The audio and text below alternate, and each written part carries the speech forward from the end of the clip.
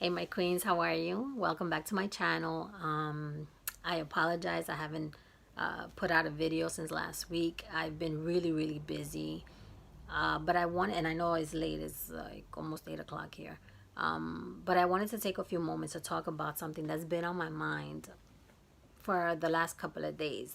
When I asked a couple of my friends, I was telling them about this YouTube channel and how I wanted to talk about like different topics. One of the topics that kept coming up was, haters or people that are envious. And so I wanted to talk about it a little bit because I feel that that is a topic that surrounds us, not just at home or sometimes at home, unfortunately, right, among family, but friends or so-called friends and acquaintances and even at the job. And my first experience, actually, I want to share with you. I was about 13, 14 years old, and I was in junior high school, and I had a little, my little best friend that I went with, my sidekick everywhere with.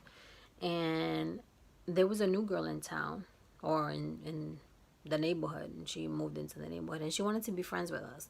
And so she told my friend, listen, I want to hang out with you. So we were like, yeah, you can hang out with us. And then for Valentine's that year, I remember, we didn't have boyfriends. So my friend and I were like, well, Valentine's is also for friendship. So we decided to have like a girls' day, right? And we said, okay, we'll just go to the pizzeria and we'll have pizza and soda and hang out and whatever. And we'll do it on a Saturday. So I must have been like 13, 14, like I said. And this girl was like, oh, I want to hang out with you. I want to go to that lunch. And something in my gut really told me, Jazz, you need to be careful because there's something about her that doesn't feel right. So we made plans and we went to the pizzeria that Saturday. But the night before, my friend, my best friend, called me. And back then, we didn't have cell phones. She had to like physically call me at home with the little phone with the dial. You had to like with the wheel, right? The rotary phones, that's what they were called. So she called me and she was like, Jazz, I don't want to go tomorrow. I don't want to go to lunch tomorrow at the pizzeria. It's Saturday, I just want to stay home. And I was like, well, why? You were so, hyped up about having lunch. And she was like, I don't want to go, And I said, okay, but is something wrong? And she said, okay, I'm gonna tell you. So, you know, our new friend. Well, she pretty much wants to jump you. She wants to make a plan. She wanted to plot to jump you. And I was like, what? She's like, yeah, she said that she don't like you, you think that you're cute and, this and that. And I'm not going to lie, I've always been an extrovert in school. I always had like little friends and always talking to somebody. And I was like always wearing cute clothes and stuff like that, but it wasn't like I was flaunting it. And I certainly wasn't trying to make anybody feel bad. Well, she wanted to jump me. And I said, well, let the jumping begin. And she was like, what? Are you kidding me? She was like, I'm not going to allow anybody to jump you. And I said, listen, let me tell you something. I'm not scared of her. And I'm not going to run away because she doesn't like me. Like, I've never done anything to her. And she was like, no, I don't want to go. I'm scared. I don't know what she's going to do. And I said, what's the plan? What is the plan that she has? She was like, well, she said after lunch, she wants us to go to her block, and then on her block, she wants to jump you. She wants me and her to jump you. And I said, and you said what? And she was like, no, I told her that wasn't right, that you were my best friend, and I didn't want to jump you. And I said, well, we're going to go. So, not to make a long story short, right? I mean, to make a long story short. We went to the pizzeria, we finished eating pizza, and the girl was like, I want to hang out on my block. Let's go hang out on my stoop. And then I knew, I always believed my best friend because she wasn't a liar, but I was like, oh, she's for real. She wants to jump me. And I was still like, I can't believe this. Well, we went to her block. And I remember that as we approached her stoop, there was a long black car in front of her house. and two gentlemen were inside the car. And when she saw that car, I kid you not, she was panicking. Like she turned pale, like she was white like a ghost. And I said, "You okay?" And she was like, "Oh, that's my dad. That's my dad." That's all she said.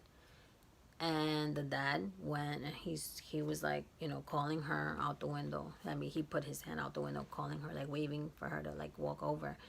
And she did. And we all walked over. And he said, "What are you doing?" And she was like, she couldn't even answer him. She was so scared. Like you can tell that she was so frightened to talk to her dad. And in that moment, I was like, oh my God, like at my short age, I mean, I didn't understand it clearly, like I didn't understand it thoroughly, but even at my young age, I knew something wasn't right. And I didn't know, well, I'll tell you what I think now, but I didn't realize that she was so scared of her father. And he called me over and he was like, wow, you have beautiful hair. And at that, I mean, when I was younger, I used to have like long hair, to my waist, and it was like I had never dyed it or cut it or whatever, so it was just like beautiful hair. And he went and he wanted to like touch it, and I didn't let him.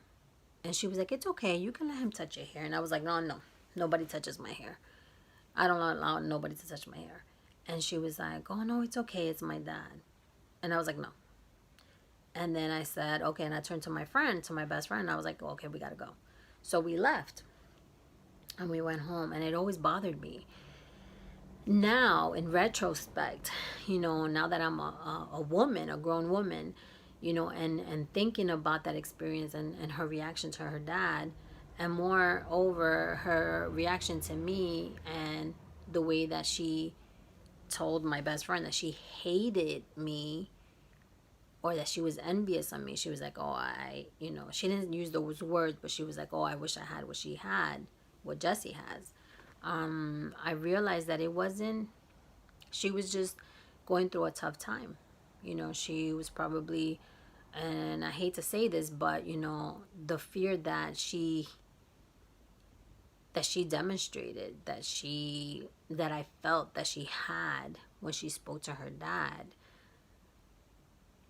it could have been that, maybe her father hit her. Maybe her father abused her physically or even sexually. Things like that happen all the time. And so her enviness, or the reason why she quote unquote hated me, was because she wished she had, maybe a protective dad like mine, or she had, my personality. She was an introvert. She didn't really talk to anybody. And so maybe she wanted to possess some of the qualities that I had. And I understand, I completely understand when you admire someone, right? But not to the point where you're going to attack them or hurt them physically or anything like that. I think that that's like really pushing it. That was my first experience with someone envying me. Um, as a professional, I mean, you come across, especially a person in with authority, or a person in, with in a managerial position, right? You have to have a certain type of personality, because you have to deal with so many other personalities whom are your subordinates. So in the workplace is a little different. It's a little bit more hidden, you know, but it's there nonetheless.